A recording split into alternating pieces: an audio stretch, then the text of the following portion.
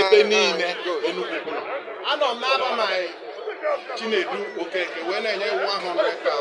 Ka anyị wee na-aga n'ihu. 100,000 from Chris Okeke's family. Chairman Alụwa. Plus the proud thing they have made us.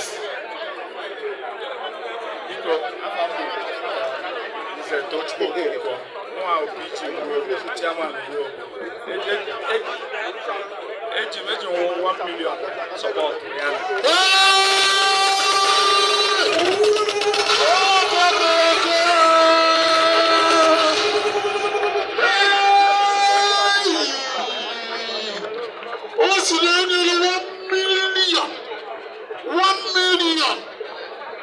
Chairman of Urobo, That's more money now. President of Urobo, President General of Urobo, worldwide.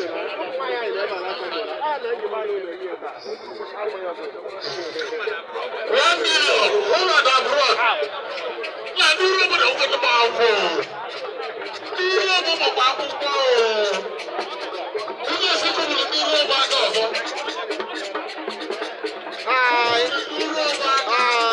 Hi, ndị nne mama. Ndị nne mama.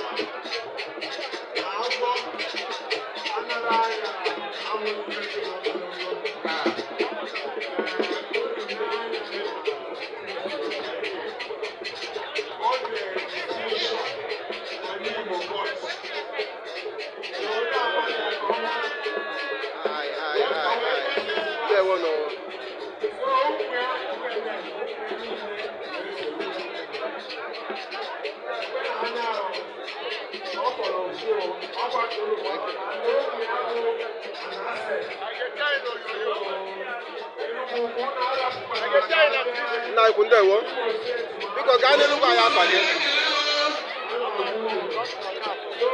okay nwee ike gbaka n'Igbo ife na-aghọta ebe a tata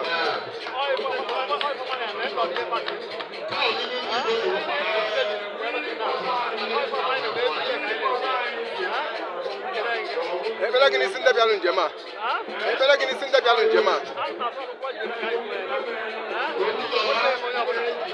ndewo dị nne o daalụ